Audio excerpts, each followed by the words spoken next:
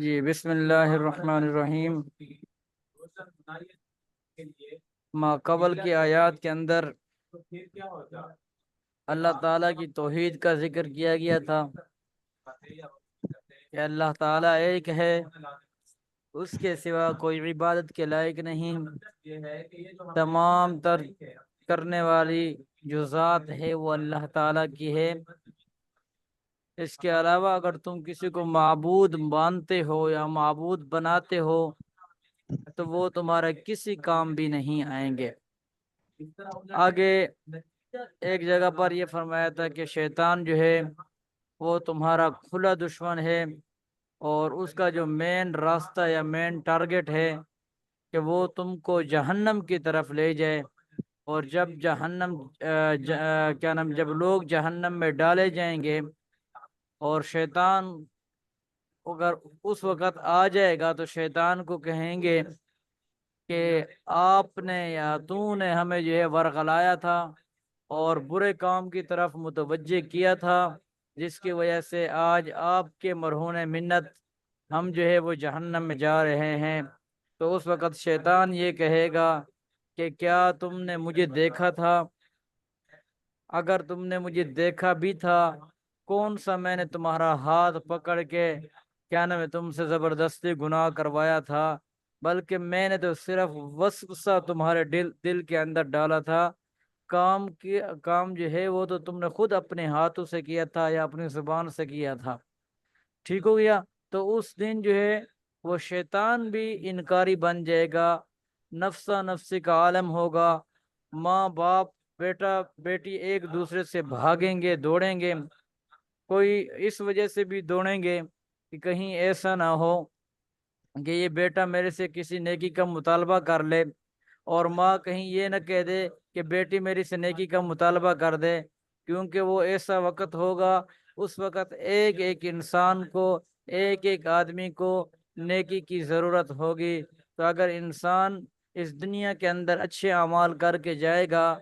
اور اچھے اعمال کا صلہ اللہ تعالیٰ اس کو پھر اس دن عطا فرمائیں گے، تو اس کو یہ دن نہیں دیکھے گا کہ وہ جو ہے ادھر ادھر بھاگ رہا ہوگا، بلکہ اللہ تعالیٰ جو ہے اس کو ڈائریکٹ جنت میں بھیج دیں گے اور وہ جنت میں چلا جائے گا۔ اور جس کے اوپر اللہ تعالیٰ کی رحمت ہوگی وہ بندہ تو اس طرح چلا جائے گا۔ البتہ جو گناہگار ہوگا تو وہ جو ہے وہ بھاگ رہے ہوں گے اور پھر رہے ہوں گے کہ کہیں ایسا نہ ہو کہ ہم سے جو ہے وہ کوئی ایک نیکی کا مطالبہ ہی نہ کر لے۔ ٹھیک ہو گیا؟ تو آج کی آیات کے اندر وہی اللہ تعالیٰ کی آگے توحید چل رہی ہے کہ واللہ الذی ارسل الریاح فتثیر سحابا فسقناه الى بلد میت فاحیینا به الارض بعد موتها كذلك النشور۔ واللہ الذی، وہ اللہ، ارسل الریاح، جو بھیجتا ہے ہوا کو، فتثیر سحابا، پھر وہ ہوا کیا کرتی ہے؟ پھر ہوا کا کیا کام ہے؟ فتثیر سحابا، پس وہ اٹھاتی ہے بادل کو، فسقناہ، پس ہم اس بادل کو ہانک دیتے ہیں، الی بلد میت، ایک دوسرے شہر کی طرف، فاحیینا بہ، پس ہم زندہ کر دیتے ہیں اس کے ذریعے، الارض، زمین کو،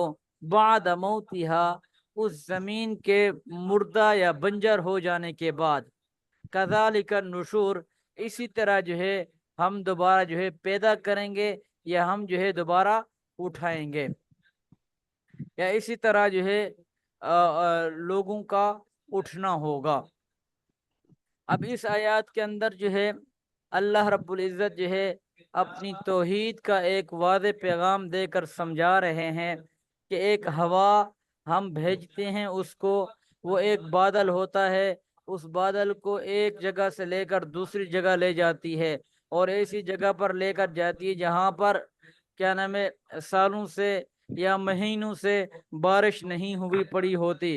اور وہ زمین جو ہے وہ بالکل بنجر ہو چکی ہوتی ہے۔ اور بنجر کا مطلب یہ ہے کہ اس زمین کے اوپر کچھ بھی نہیں اگ رہا ہوتا، بالکل چٹیل میدان ہوتا ہے، صاف ستھری زمین ہوئی پڑی ہوتی ہے۔ تو اللہ تعالیٰ فرماتے ہیں کہ ہم اس ہوا کے ذریعے جو ہے اس بادل کو وہاں تک پہنچاتے ہیں، وہ بادل اللہ کے حکم سے برستا ہے، اور وہ برس کر وہ بارش ہو جاتی ہے اس جگہ پر، اور اس جگہ جو زمین بنجر تھی ہم جو ہے اسے دوبارہ زندہ کرتے ہیں، یعنی وہاں پر جو دوبارہ سبزہ، دوبارہ گندم، چاول، جو آدمی جو چیز بھی اس میں اگانا چاہتا ہے وہ اگا سکتا ہے۔ اس کی وہاں پر وہ زمین جو ہے وہ بالکل کیا نام ہے زندہ ہو جاتی ہے، اور وہ جو ہے کیا نام ہے کھیتی باڑی کے قابل ہو جاتی ہے۔ تو اللہ تعالیٰ فرما رہے ہیں کہ یہ جو کفار ہیں ان کا ایک جو اعتراض ہے یا ایک ان کا الزام یہ ہے کہ ہم جو ہے دوبارہ کس طرح اٹھائے جائیں گے، تو اللہ فرما رہے ہیں کہ جس طرح یہاں پر میں بنجر زمین کو زندہ کر کے دوبارہ وہاں پر کھیتی باڑی پیدا کر سکتا ہوں، تو اسی طرح جو ہے میں تم کو بھی دوبارہ اٹھا سکتا ہوں۔ ایسا ممکن ہی نہیں ہے، کیونکہ یہ لوگ اعتراض کرتے تھے کہ ہم دوبارہ کس طرح اٹھائے جائیں گے، یہ تو ہماری عقل کے اندر بھی نہیں آتا۔ تو حضرت ابراہیم علیہ السلام، تیسرا پارہ آپ پڑھ لیں گے، تیسرے پارے کا دوسرا رکوع ہے کہ حضرت ابراہیم علیہ السلام نے اللہ تعالیٰ سے التجا کی تھی، اور اللہ تعالیٰ سے یہ فرمایا تھا کہ آپ جو ہے کس طرح دوبارہ مردوں کو زندہ کریں گے۔ تو اللہ تعالیٰ نے حضرت ابراہیم علیہ السلام سے فرمایا تھا کیا آپ کو یقین نہیں ہے میری قدرت کے اوپر؟ تو حضرت ابراہیم علیہ السلام نے فرمایا کہ مجھے یقین ہے آپ کی قدرت کے اوپر، لیکن میں اپنے ایک دل کی تسلی کے لیے پوچھ رہا ہوں۔ تو اللہ تعالیٰ نے فرمایا کہ 4 پرندے پکڑو۔ حضرت ابراہیم علیہ السلام نے 4 پرندے پکڑے، اللہ تعالیٰ کا حکم ہوا ان کو ذبح کرو، اور اس طرح ذبح کرنے کے بعد جو ہے ان کا گوشت جو ہے وہ آپس میں مکس کر دو، ٹکڑے ٹکڑے کر دو اور آپس میں مکس کر دو، اور پتہ ہی نہ چلے کون سے پرندے کا کون سا گوشت ہے یا کون سی بوٹی ہے۔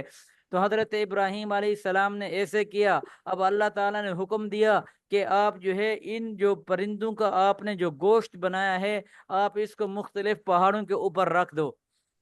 اس کے بعد حضرت ابراہیم علیہ السلام نے ایسے ہی کیا، تو اللہ تعالیٰ نے حضرت ابراہیم علیہ السلام کو کہا کہ جو وہ ان پرندوں کا نام تھا آپ ان پرندوں کو ان کے ناموں سے پکارو۔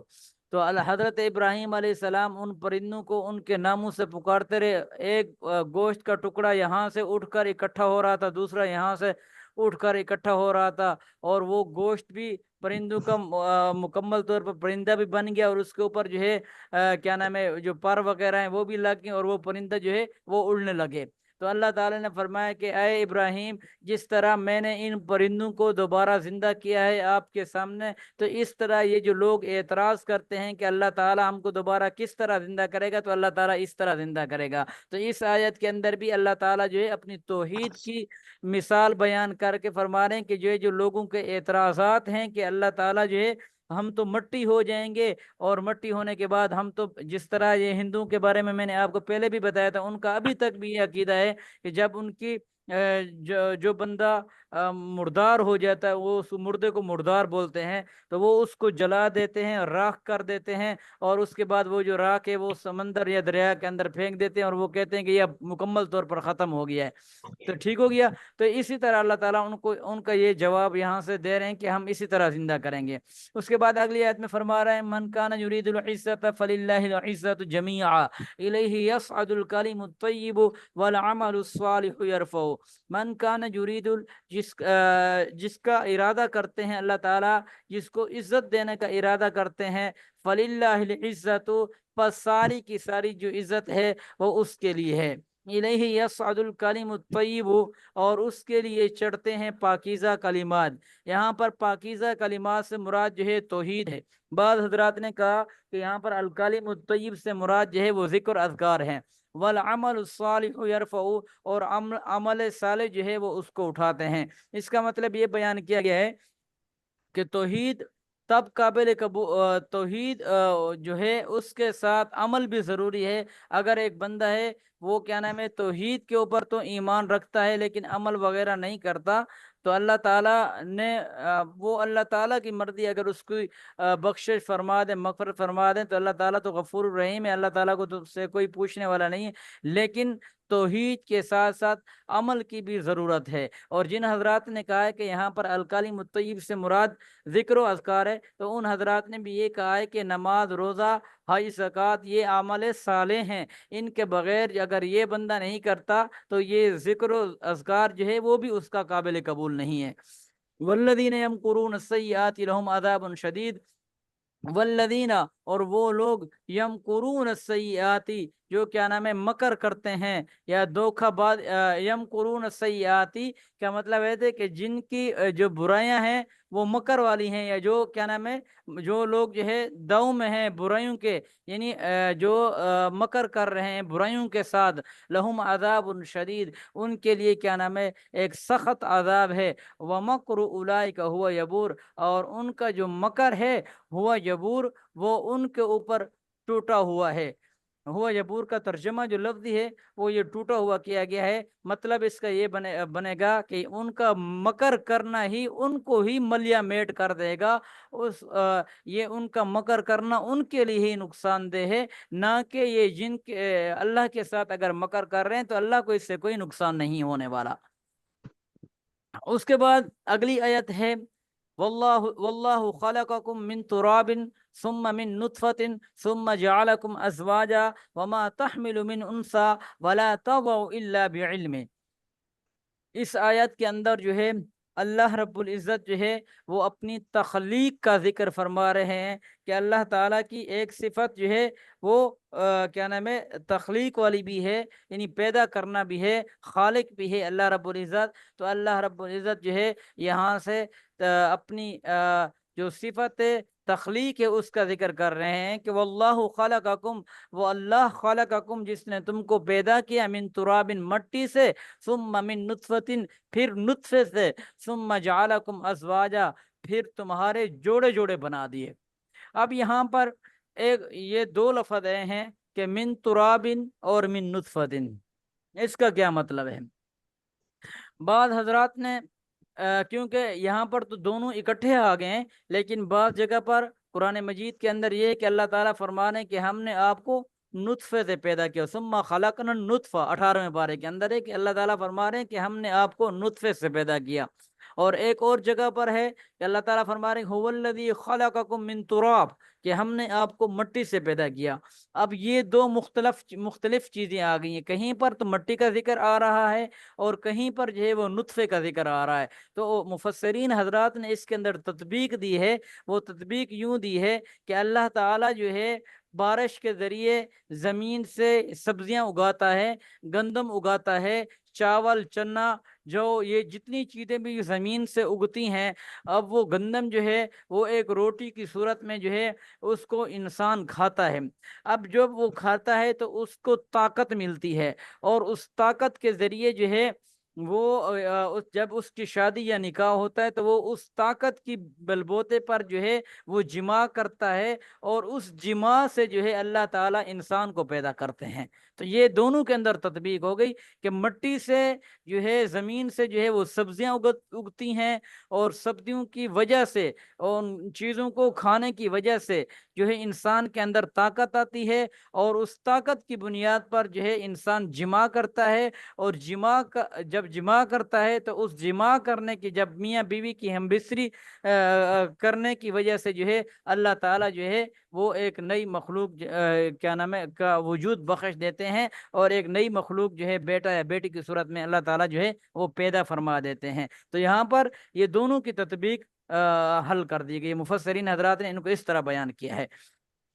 وما تحمل من انثى ولا تضع الا بعلمه۔ لیکن یہاں پر ایک بات یہ بھی ذہن میں رکھیں کہ اللہ تعالیٰ جو ہے اس آیت سے انسان کو تنبیہ بھی کر رہے ہیں کہ اللہ تعالیٰ نے تو تمہیں کیا نام ہے مٹی سے پیدا کیا یا نطفے سے پیدا کیا، لیکن اے انسان نطفہ جو ہے ایسی چیز ہے کہ کیا نام ہے ایسی مثال کے طور پر غلیظ چیز ہے۔ اب اس سے اے انسان اللہ تعالیٰ نے تجھے پیدا کیا، آج اگر تجھے گھمنڈ کس چیز کا ہے، یا تو فخر کیوں کر رہا ہے، یا تیرے اندر تکبر کیوں ہے؟ تو ایک چھوٹے سی تیری پیدائش، اگر تو اپنی پیدائش کے اوپر غور کرے تو ان چیزوں کے اندر جو ہے جو تیرے اندر تکبر ہے، یا تیرے اندر جو ہے وہ حسد ہے، کینہ ہے، بغض ہے، تو اگر تو اپنی پیدائش کے اوپر غور کر لے کہ میری پیدائش جو ہے وہ نطفے سے ہوئی، تو تجھے یہ نہیں کرے گا۔ ٹھیک ہو گیا؟ اس کے ساتھ جو ہے اللہ تعالیٰ ایک اور جگہ پر قرآن مجید کے اندر جو ہے اسی انسان سے گلہ بھی فرما رہے ہیں کہ یا ایھا الانسان ما غرک بربک الکریم، اے انسان تجھے اپنے رب کے بارے میں کس چیز نے دھوکے میں ڈال رکھا ہے؟ الذی خلقک فسواک فعدلک، وہ اللہ جس نے آپ کو پیدا کیا ہے برابر برابر، فسواک فعدلک، یعنی وہ بالکل ایسا نہیں ہے کہ آپ کے 2 کان کی جگہ 3 کان بنا دیے، یا 2 آنکھوں کی جگہ پر 3 آنکھیں بنا دیے، یا 2 پاؤں کی جگہ پر 3 پاؤں بنا دیے ہیں۔ ایسا نہیں ہے، بلکہ بالکل مناسب اور برابر برابر جو ہے وہ اللہ تعالیٰ نے آپ کو پیدا کیا ہے۔ لیکن تو کس چیز کے گھمنڈ کے اندر ہے، اور تجھے کس چیز کا تکبر ہے؟ تو جو ہے اللہ کو چھوڑ کر بتوں کی عبادت کرتا ہے، تو جو ہے اللہ کو چھوڑ کر کیا نام ہے سورج کی عبادت کرتا ہے، تو جو ہے اللہ کو چھوڑ کر اور ستاروں کی پوجا کرتا ہے، تو وہ تجھے نظر نہیں آتا کیا نام ہے جو آسمان سے پانی برساتا ہے، یا کیا نام ہے سورج نکلتا ہے، وہ اپنے ٹائم پر نکلتا ہے، اور مشرق سے نکلتا ہے، مغرب میں جا کر ڈوب جاتا ہے، اور اسی طرح رات کو چاند نکلتا ہے، تو چاند بھی اس طرح وہ ہو جاتا ہے۔ تو ان تمام چیزوں کو وقت پر نکالنے والی ذات کس کی ہے؟ اس کے باوجود بھی تو اللہ کو چھوڑ کر کہیں اور جا رہا ہے۔ وما تحمل من انثى ولا تضع الا بعلمه، اور جو مادہ، من انثى کا مطلب مادہ، اور جو مادہ حمل اٹھاتی ہیں، ولا تضع، اور وہ نہیں جنتی، الا بعلمه، مگر اسی کے علم کے ساتھ، یعنی اللہ کے علم کے بغیر کوئی چیز بھی کیا نام ہے وہ نہیں جن سکتی، یعنی اگر وہ جنتی ہیں تو اس کے علم کا اس کا اللہ تعالیٰ کو معلوم ہوتا ہے کہ اللہ تعالیٰ نے جو ہے اس کو بیٹا عطا کرنا ہے، بیٹی عطا کرنی ہے۔ وما يعمر من معمر ولا ينقص من عمره الا فی کتاب، اور نہیں عمر پاتا من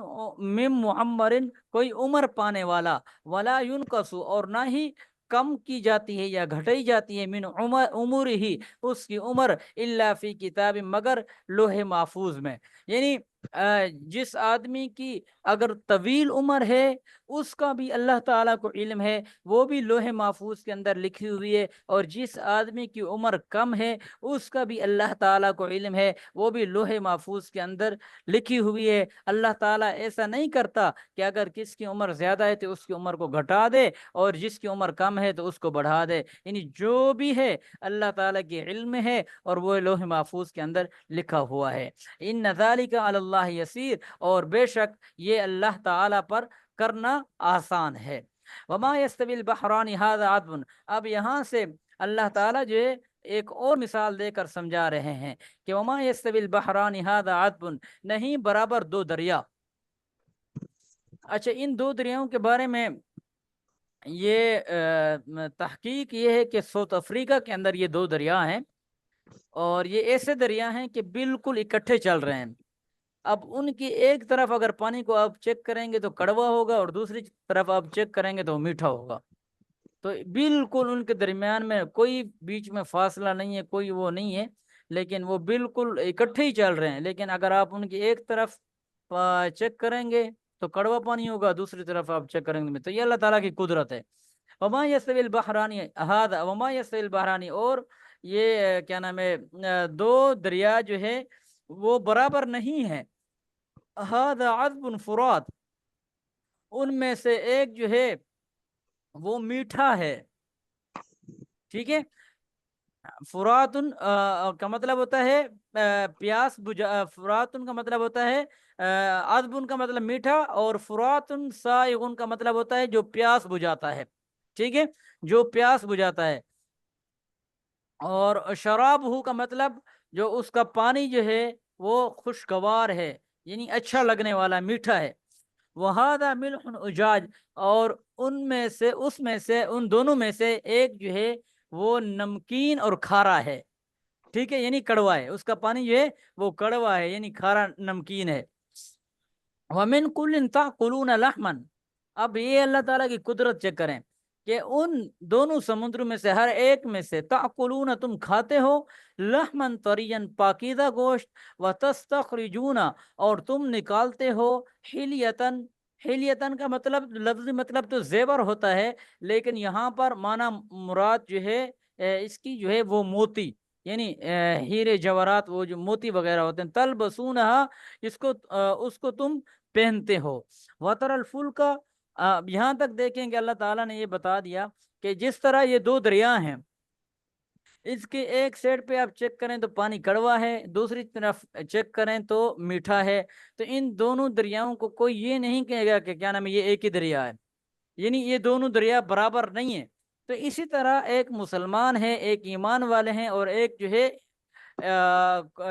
ایمان کا انکار کرنے والے، تو وہ کس طرح برابر ہو سکتے ہیں؟ ٹھیک ہو گیا؟ تو یہاں پر بھی اللہ تعالیٰ جو ہے اپنی ایک توحید کی وہ دکھا رہے ہیں کہ جس طرح یہ دو دریا اگرچہ بظاہر وہ ایک ہی دریا ہے، لیکن جو بھی اس کو پانی پیے گا یا جو بھی وہ کہے گا، وہ کہیں گا اس سائڈ سے آپ دیکھیں تو کڑوا پانی، اور اس سائڈ سے، یعنی اس کو الگ الگ شمار کرے گا، یعنی کڑوا اور میٹھا، یعنی اس اعتبار سے بھی آپ کہہ سکتے ہیں کہ کڑوا اور میٹھا جس طرح دونوں ایک متضاد چیزیں ہیں، برابر نہیں ہو سکتے، تو اس طرح ایمان والے اور جو ایمان کا انکار کرنے والے ہیں وہ کیسے برابر ہو جائیں گے؟ اس کے بعد آگے فرمایا کہ وَتَرَى الْفُلْكَ فِيهِ مَوَاخِرَ لِتَبْتَغُوا مِنْ فَضْلِهِ وَلَعَلَّكُمْ تَشْكُرُونَ۔ وَتَرَى الْفُلْكَ، اور تو دیکھتا ہے الفلک کشتی کو، فِيهِ مَوَاخِرَ جو پھاڑتی ہے، یعنی کشتی جو ہے وہ پانی کو پھاڑ پھاڑ کر آگے جا رہی ہوتی ہے، جو پھاڑ رہی ہوتی ہے، لِتَبْتَغُوا تاکہ تم تلاش کرو، من فضل ہی اس کے فضل سے، وَلَعَلَّكُمْ تَشْكُرُونَ اور تاکہ تم جو ہے شکر گزار بندے بن جاؤ۔ اس آیت سے بھی اور جو ہے اللہ تعالیٰ جو ہے اپنی توحید کا ہی ذکر فرما رہے ہیں کہ آپ اس کشتی کو دیکھ لیں کہ وہ کشتی جو ہے وہ پانی کو پھاڑ پھاڑ کر آگے چل رہی ہے، اگر کہیں نہ کہیں اس پر عذاب آ جاتا ہے یا پانی کی موجیں بڑھ جاتی ہیں یا کیا نا پانی زیادہ ہو جاتا ہے، تو اس وقت بھی تم جو پیچھے آپ یہ پڑھ بھی چکے ہیں کہ هو الذی یسیرکم فی البر والبحر حتی اذا کنتم فی الفلک وجرین بہم، ان آیات کے اندر کہ اگر تم کیا نام ہے کشتی کے اندر بیٹھے ہو اور صحیح ہوائیں آپ کو لگ رہی ہیں، لیکن اچانک اگر طوفان آ جاتا ہے تو تم اس وقت تو اللہ تعالیٰ کو پکارو گے اس وقت تو، لیکن جب تم کشتی سے باہر نکل آتے ہو پھر جو ہے تم اپنی خواہشات کے اوپر عمل کر رہے ہوتے ہو اور اپنی مرضی کے ساتھ جو ہے وہ زندگی گزار رہے ہوتے ہو، پھر جو ہے تم اللہ تعالیٰ کو بھول جاتے ہو۔ اس کے بعد اگلی آیات میں فرمایا کہ یولج اللیل فی النہار ویولج النہار فی اللیل وسخر الشمس والقمر کل یجری لاجل مسمى ذلکم اللہ ربکم لہ الملک والذین تدعون من دونہ ما یملکون من قطمیر۔ یولج اللیل وہ گھساتا ہے رات کو، فی النہار دن میں، ویولج النہار اور دن کو گھساتا ہے، فی اللیل رات میں، وسخر الشمس اور مسخر کیا ہے سورج اور چاند کو، کل یجری ہر ایک جو ہے وہ چلتا ہے، چلے گا، لاجل مسمى ایک وقت مقررہ تک، ذالکم اللہ یہ اللہ ربکم تمہارا رب ہے، لہ الملک اور اس کے لیے اس کی بادشاہت ہے، والذین تدعون من دونہ اور وہ لوگ جن کو تم پکارتے ہو اس اللہ کے علاوہ، ما یملکون من قطمیر وہ تو مالک نہیں ہیں ایک کھجور کی گٹھلی کے برابر بھی، جو کھجور کی ایک چھوٹی سی گٹھلی ہوتی ہے وہ تو اس کے مالک بھی نہیں ہے۔ یہاں پر بس یہ بیان کیا گیا ہے کہ وہ دن کو رات میں گھساتا ہے اور رات کو دن میں گھساتا ہے، اس کا یہ مطلب ہے کہ جیسے سردیوں کے اندر دن چھوٹا ہو جاتا ہے اور عصر کی نماز 4 بجے ہو جاتی ہے، پاکستان کی میں بات کر رہا ہوں، سردیوں کے اندر دن چھوٹا ہوتا ہے، عصر کی نماز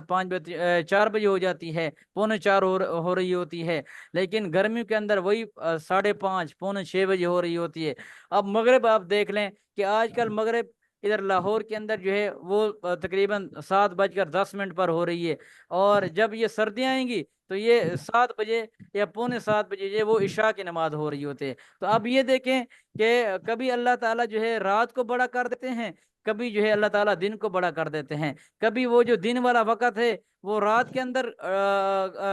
گھسا دیتے ہیں، اور کبھی جو رات والا وقت ہے وہ دن کے اندر۔ تو یہ اللہ تعالیٰ کی قدرت ہے۔ اس کے بعد فرمایا کہ جن لوگوں کو تم جن کی عبادت کرتے ہو وہ تو ایک کھجور کی گٹھلی کے برابر بھی وہ مالک نہیں ہے۔ ان تدعوہم، اگر تم ان کو پکارو گے تو لا یسمعوا دعاکم، تو وہ تمہاری پکار کو نہیں سنیں گے۔ ولو سمعوا مستجابوا لکم، اگر وہ تمہاری پکار کو سن بھی لیں، پہلی بات ہے تو سنتے نہیں ہیں، اگر وہ سن بھی لیں تو مستجابوا لکم، تو وہ تم کو جواب نہیں دیں گے۔ ویوم القیامت، اور قیامت کے دن یکفرون، وہ انکار کریں گے۔ یکفرون کا مطلب وہ انکار کریں گے بشرککم، تمہاری شرک کا، یعنی جو تم ان کی پوجا کرتے ہو، وہ کہیں گے یا اللہ ہمیں تو کچھ پتہ ہی نہیں تھا، ہم تو ان کو جانتے تک بھی نہیں ہیں، یہ کس طرح ہماری پوجا کرتے تھے، ہم تو اپنے مالک ہی نہیں تھے کسی چیز کے اندر، تو یہ ہماری کس طرح، ہم ان کو کس طرح بچاتے، یا یہ ہماری کس طرح پوجا کرتے ہیں۔ ولا ينبئك مثل خبیر،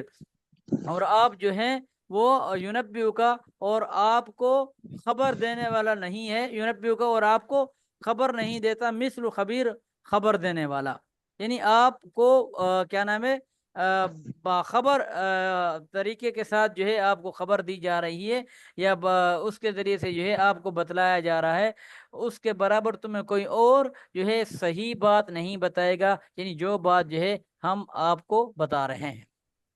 بس یہاں تک کافی ہے۔ جزاک اللہ خیرہ۔ السلام علیکم ورحمۃ اللہ وبرکاتہ۔ وعلیکم السلام ورحمۃ اللہ وبرکاتہ۔